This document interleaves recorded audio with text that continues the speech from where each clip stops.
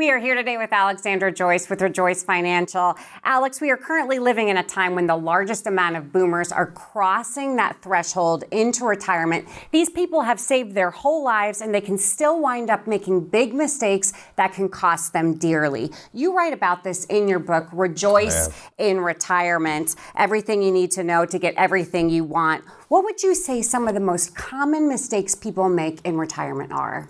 I think people, they fail to plan. They put money in these qualified accounts. And the way the IRS looks at money, if you will, is qualified and non-qualified. Right. Qualified money is when you put the money in that qualified account, which is your 401k or your 403b or your TSP or your 457 plan. Doesn't matter what it is. This money's never been taxed. And as we grow this money, compound interest, of course, takes into play, if you would. And then we march forward and we get to the top of this mountain.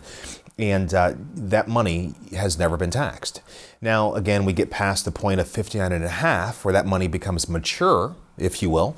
But then we get to the very top and we kind of look out, as anxious as we may be, we can no longer rely on that 2-week paycheck we had. Right. And now we're faced with spending that money. Yes. Which is a tax issue. Right. Right. And so qualified money going up is great to have as you're saving. But when we go down, we need a lot of non-qualified money. Right. The issue is, the issue is that RMD, as we just mentioned, as I reference in the book. Yes. RMD is a real thing because it started at 70 and a half, and then of course we pushed it to 72, and then now 73, right? It's kind of this Keeps moving going target, up, right? And so what happens is you're forced to start taking a distribution out of this qualified pot, which in most people is the largest percentage of wealth that you've created, saved. And now you got to start taking about 4% out every single year. Issue, tax issue. It gets worse.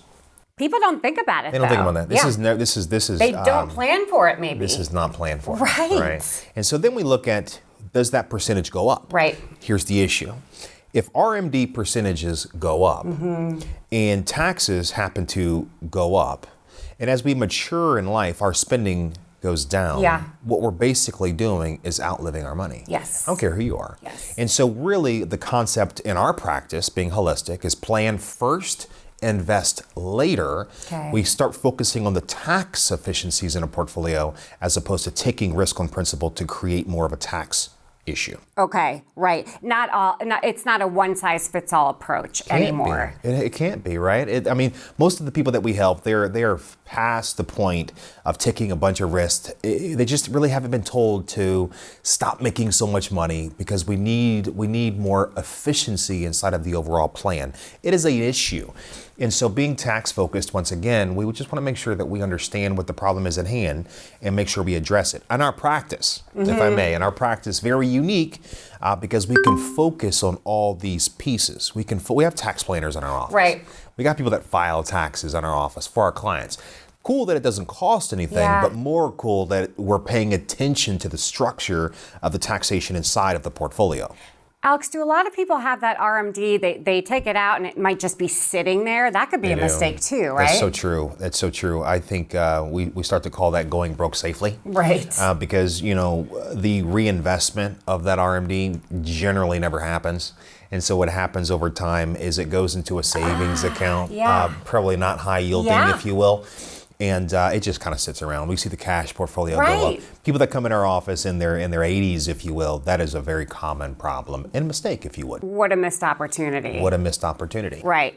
You also talk about spending without a plan. Yeah. So important. Purpose, right? And so, being a purpose-based, goal-focused firm, like when somebody comes in our office for the first time, right? Of course, we want to manage expectations, but I call it a visit, and we invite anybody to pay us a visit. But the goal of that first meeting is just to understand the family dynamic. Even my clients that are watching could probably back that up with data. In fact, the goal is if they came and they met with me, or they come and they meet with an attorney, they come and meet with a CPA, or they come and meet with an advisor, a financial planner. Cool. Again, they're all under one roof. But the goal is the same. The mission, the purpose is the same. I don't really care how much money a person has. Can we create value? Right. Can we help change a life? And if we can do business. Can we create a legacy? Can we create a legacy? Yeah. And so, life gets in the way, as we know, and especially we're seeing now and again a lot of millennials, maybe moving back in with their parents, something they didn't plan for, right? I say that a lot in my book, right? Yeah. I've seen that a lot. And I think I also see that emotional, connection with, of course, relatives and, of course, with money. Yes. And I think that those are definitely sticky situations. I've been in situations personally where we've had to tell people no. And it's very difficult when it comes to money because you want to help. The same thing with the child, the same thing with someone constantly coming back for help.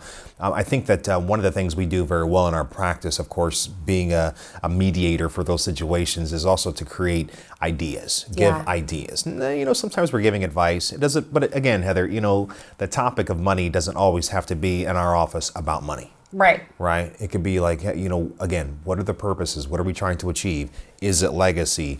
Do we have a problem that we can solve? That's right. Can we create a solution? Yeah. Right? And so I think that being professionals in all pieces of finance, sometimes it's not always about, hey, let's make more money. It's so true. Right. Yeah. As always, Alex, great information. Thank you. And be sure to stick around because we have a lot more coming up next.